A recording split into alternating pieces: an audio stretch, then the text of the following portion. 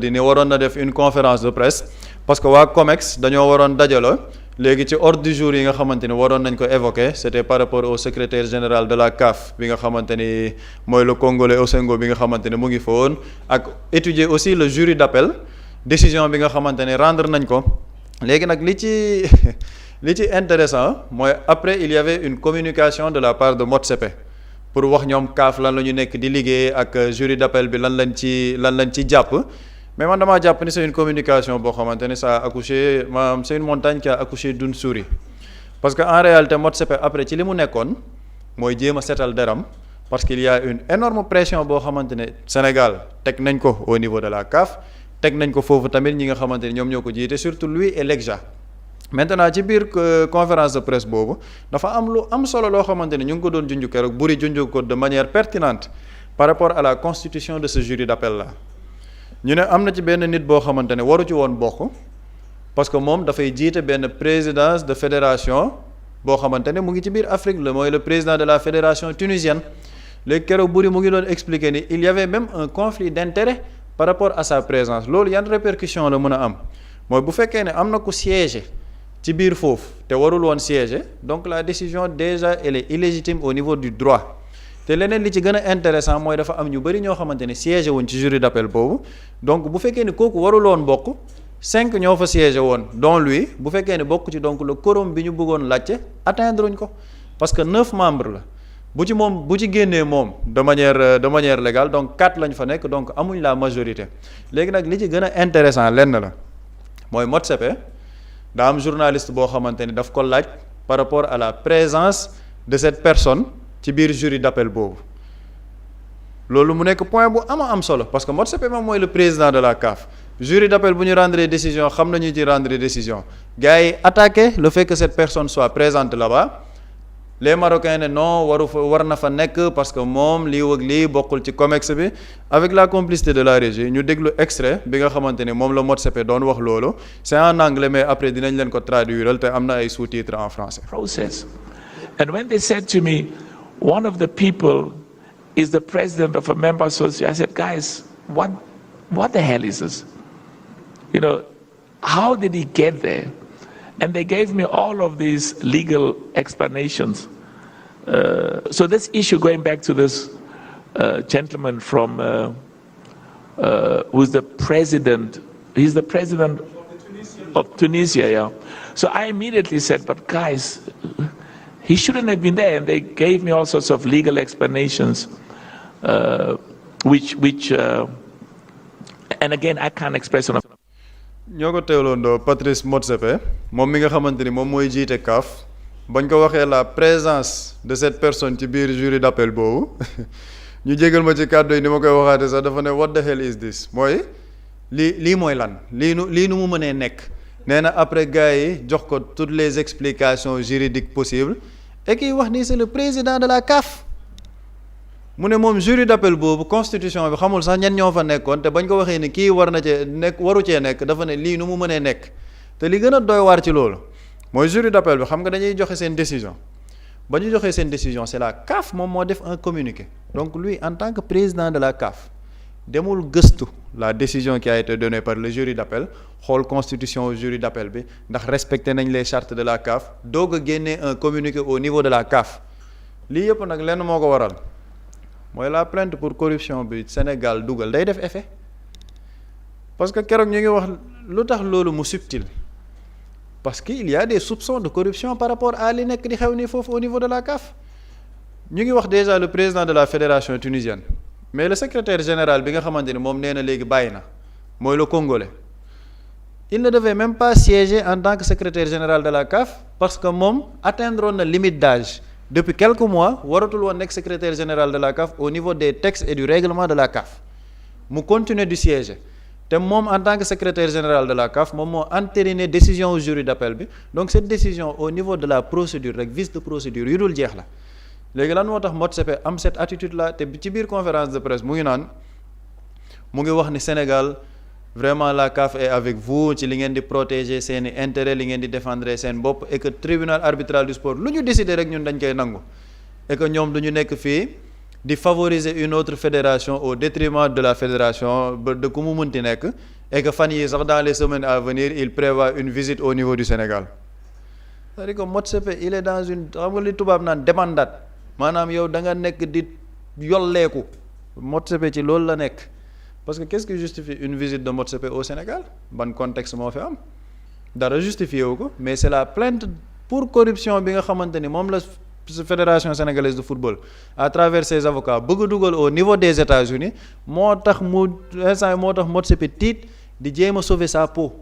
et ñu ngi koy wax di ko waxaat Motsepe lan moo tax il continue de sauver sa peau parce que moom dañ ko réélire au niveau de la CAF il a un mandat qui court jusqu'en 2029 Motsepe il a des prétentions wala des ambitions politiques au niveau de l'Afrique du Sud bëggul ko yàqal loolu bëggul ko yàqal dara moo tax Motsepe progressivement il est en train de lâcher le Maroc te Maroc boobu noonu pourquoi le président de la fédération tunisienne nekk foofu c'est un proche de l'EGJA xaritu buri l'EGJA sax presque moo ko imposé foofu au niveau de la CAF te kooku xam nga am na benn zone boo xamante ne mooy zone UNAF bi nekk ci biir confédération africaine de football c'est un égyptien moom moo nekk di présider actuellement l'UNAF l'EGJA dafa bëgg imposer ce tunisien là-bas au niveau de l'UNAF moo tax l'EGJA il a pesé de tout son poids par rapport ak décision yi nga xamante ni ñu ngi nekk di génn nii léegi Motsepe nag se rendant compte de la riposte du Sénégal à travers surtout la plainte pour corruption parce que plainte pour corruption keroog ñu ngi ko doon jund fii jurisprudence Danny Jordan bi c'est-à-dire que foofu gars yi la procédure elle est très très rapide bu corruption amee ñu gis ne il y a des soupçons dañ lay daan et les gens nañ questionner aussi pourquoi le secrétaire général de la CAF bi moom mu ne bàyyi na te ci biir communiqué bu mu génnee mu ne après avoir levé les soupçons yi nga xam yan soupçons ak fan la ko levé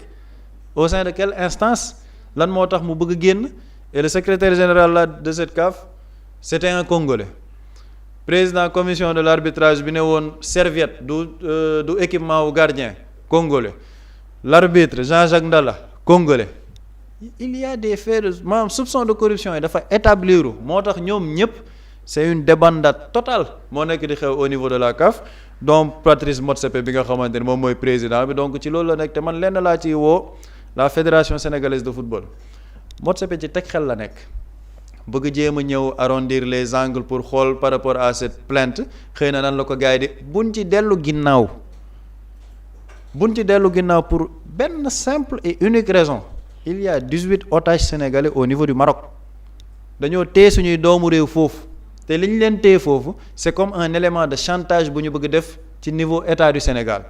yéen a ngi continuer mais boo leen ñu joxul coupe bi boo leen nanguwul décision bi ñun dañuy téye c'est extrêmement dangereux ce que l'état du Maroc est en train de faire parce que seen mer bi yépp boo moytul dañ ko nar a sipp les 18 sénégalais yi nekk foofu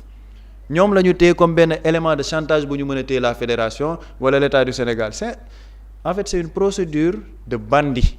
loolu la état du Maroc nekk di def moo tax man ma jàpp ni waruñ dellu ginnaaw ci plainte pour corruption bi et état du Sénégal li mu war a def yépp pour ces 18 sénégalais nañ ko def parce que dossier bi foofu la toll et il faut encore une fois ñu ciy continuer di ci xeex et justement le match bi am 31 mars bii nii stade Abdoulaye Wade nañu wane encore la solidarité de l'équipe nationale bu waree jar sax ñu def ay t-shirt libérer nos otages ñu def ko pour que ñu xam ne xeex bi jeexagul Maroc ñu ngi ci xeex bi la CAF ñu ngi jéem a arrondir les angles mais tant que libéré wuñ suñuy 18 sénégalais bu ñu dellu ginnaaw ci li nga xamante ni ñu ngi nekk di ko def.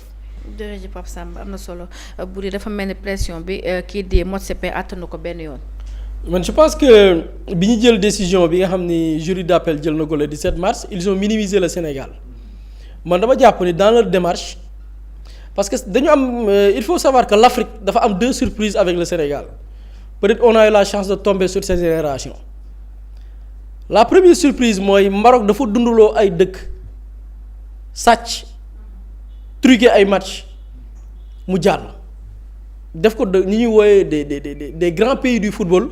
en Afrique Nigéria mu jàll Cameroun mu jàll Mali mu jàll mais la surprise de leur vie c'est le Sénégal ba bi ñu njëkk a surprendre c'est le Maroc parce qu'ils croyaient que dañuy ñëw nañ defoon lañ koy defaat bii mu jàll. ñu faire face à un pays boo xam ne dañ leen humilier seen biir dëkk humiliation boobu nag lañ nekkaat di dabaatal mooy waral recours bi ñu def ñu joxe des mesures disciplinaires ñu defaat appel jury d'appel boobu nag moom laa wax bi ñu jël cette décision ils ont minimisé le Sénégal je pense que démb am na ku ma gis mu publier ko Mame Gor Ngom mu ne au fait ils ont cru que le Sénégal c'est un petit pays ils ont minimisé la force de frappe de ce pays mais xamuñu Sénégal ñun mën nañ nekk suñu réew mii di xeex di jokkoor ay baat mais quand il s'agit nag de se lever comme un seul homme faire face par rapport aux intérêts de notre pays les Sénégalais sont très soudés les vrais patriotes nag am na nag ñoo xam ne ñoom kenn xamul ñoom ñooy kii xam nga kër sax da nga fay dem fekk fa maram biraan dañ naan kër goo dem fekk fa maram biraan am na ñoo am ñooy maram biraanu réew mi ñoom yooyu sax doo leen ci dégg ñoom il n'attendent que la défaite du pays mais les pommes de terre pourries ñooñu waxuma leen mais dans leur grande majorité les Sénégalais mais quand il s'agit de défendre les intérêts du pays ils sont là et on a gagné la bataille cette propagande parce que propagande bi moom ñoom kaaf bu ñuy seet tey baromètre c'est leur page kaaf jamono ji à travers toutes leurs plateformes que ce soit sur Facebook sur X kaaf mënatul def publication bu jaar yoon c'est-à-dire que actuellement CAF ne sait plus communiquer fan yii gis naa ñu publier benn appel d'offre xaw dañuy recruter xam nga ban profil CAF actuellement elle a du mal à communiquer pourquoi parce que dañuy ñëw sax pour communiquer sur d'autres choses gars yi fekk leen fa polier leen comme ay yamb c'est-à-dire yamb yu dàq ay nit CAF instant loolu la nekk di dund MOTSP loolu la nekk di dund loolu benn cas la boo xamante nii ñi ngi dans une situation boo xam ne man gëm naa ni nelawatuñ la deuxième chose mooy l'aspect bi ñu ci tudd muy wàllu corruption man de dama gëm ni moo tax ma ne bon il n'est jamais trop tard pour rectifier du ma sax duggaat foofu noonu moo tax ma bokkoon ci ñu gëm ni dès le départ après le match contre le Maroc le 18 automatiquement on devait viser la corruption et même man pas actuellement nii corruption bi dafa war a gën a yaatu dafa war a sax gën a yaatu Maroc sax dañ ko war a viser avec l'EGA parce que moom il gère les questions financières là au niveau de la CAF mais gëm naa ni nos avocats ils sont très compétents pour la nga xam ne war nañ ko porter fa ma war a yegg ñu porter ko fa les personnes yi ñu war a viser aussi ñu viser leen pour topp ya ca war mais comme li Pape Samba wax dama koy rejoindre mbiru corruption bi ñu ci tudd tiital na leen malheureusement nag MOTSP il s'est trompé d'époque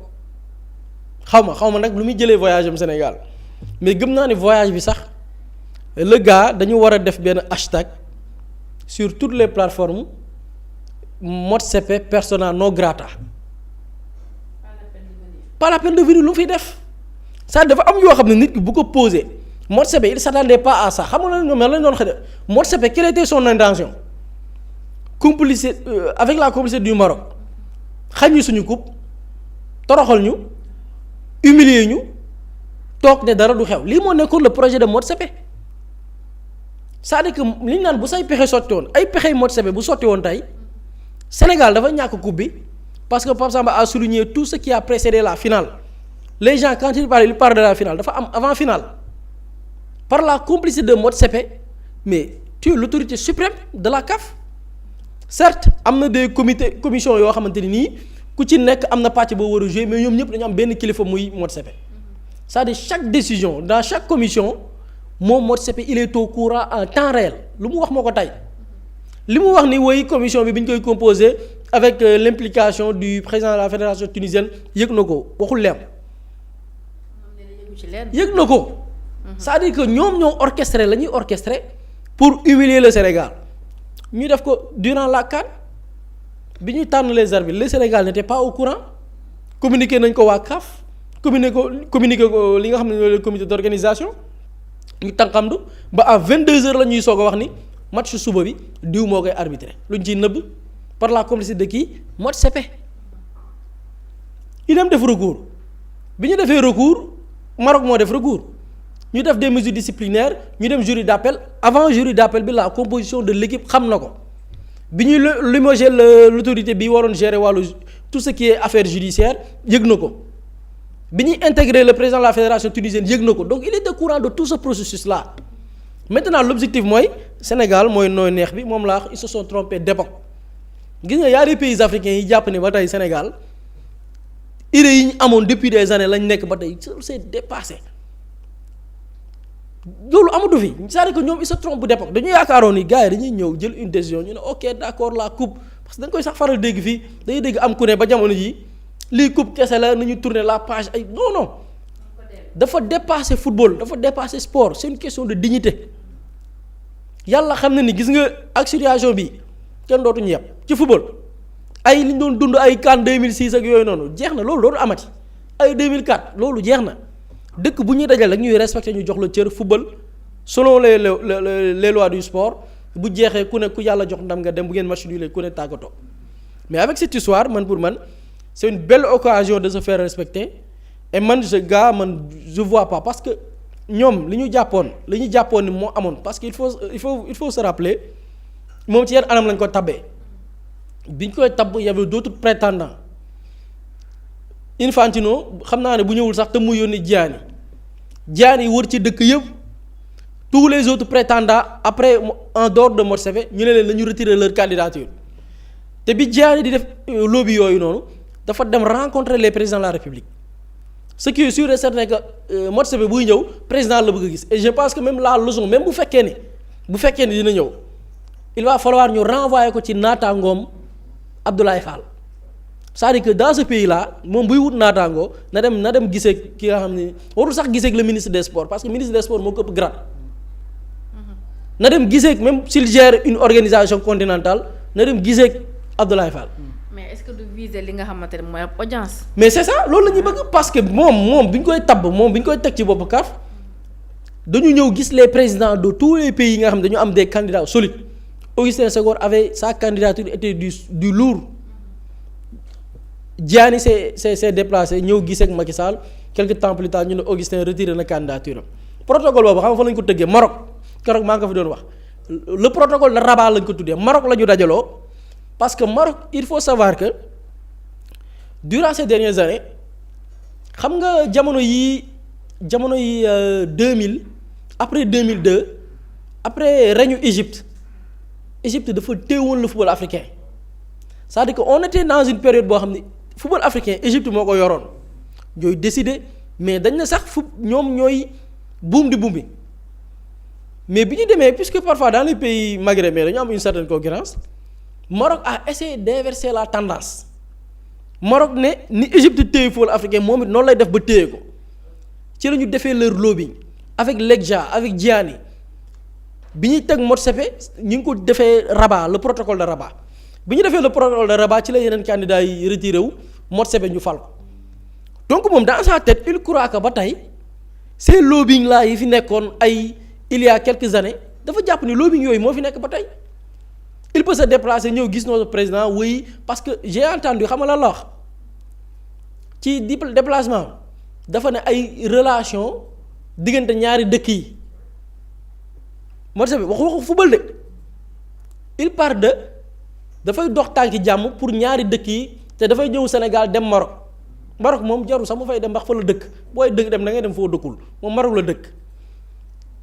mu ne dafay dox parce que sport warul xàjjale relation entre ñaari dëkk yi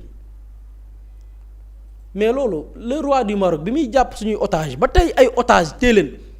le roi du Maroc Mohamed VI parfois gars yi sax dañ naan les yoonu Maroc Mohamed VI la le roi du Maroc la bu ko neexoon kenn du def appel le roi du Maroc bi muy jël en otage mais loolu dara affaire yi ñagas na ba noppi c'est-à-dire que lan la bëgg buy wax wàllu ñagas parce que mbiru corruption bu ñu ko ci tuddee dans un dossier de corruption y a le corrompu y a le corrupteur tey même si on vise seulement supposons ñu ne on vise les 5 personnes yi jël cette décision dans le jury d'appel ñu ne d'accord wala ñu viser waat après les arbitres parce que man bon bëgguma stigmatiser benn dëkk mais pourquoi ces gens-là à un moment donné ñu jël des Congolais rek jël leen placer leen fu leen neex quoi man dama jàpp ni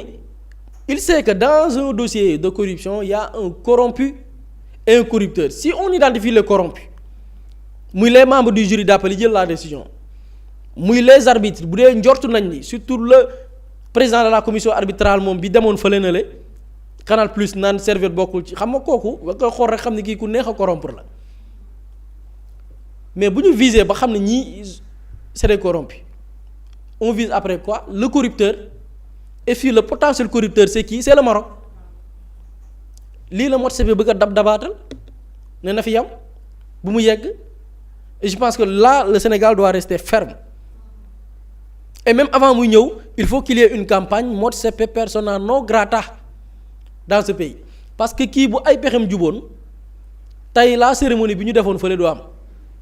bu ay pexem juboon dañuy toroxal ci digg àdduna wërgal këpp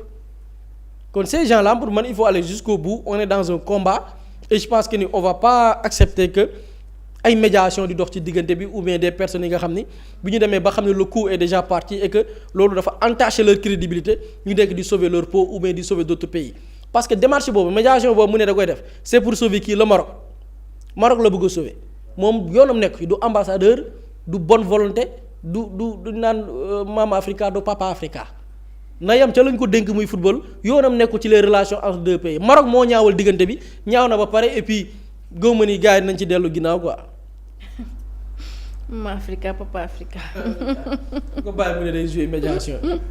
kii moo sebe daal yëpp nañu. doy na waaw ñu jàll ci li nga xamante ne mooy ñetteelu sujet bi di Elimane Diop. Mously Immo Sénégal moo leen di indil saafara ci jafe-jafe bu ngeen am ci wàllum immobilier yow mi bëgg a jënd kër yow mi bëgg a tabax wala nga jaay sa terrain jokkool ak waa Mously Immo ku am sa kër bëgg ku la ko terrassel wala nga am sa tool bëgg ku la ko lotisel defal la ko ay terrain Mously Immo Sénégal daf leen koy jàppandal gunge leen ci anam gu mucc ayib ku am sa kër itam te nekkuloo ci biir réew mi bëgg ku la ko toppatool gérer la ko Mously Immo moo ci gën a gaaw gën ci wóor ku bëgg réfectionner tabax wala nga defar plan architecte mën nga jokkoo itam ak waa Mously Immo Sénégal mën ngeen leen a woo ci 77 887 25 13 77 887 25 13 Mously Immo indi saafara ngir jëndum kër tabax jaayum terrain terrasse yi ay tool wala lotissé ko defal leen ko ay terrain loolu lépp Mously Immo moo ci gën a gaaw man ngeen itam abonné ci seen chaîne YouTube Mously Immo Sénégal ngir am yeneeni xabaar yu gën a dëggu wala itam wàllum conseil ci wàllum immobilier fii ci biir réewum Sénégal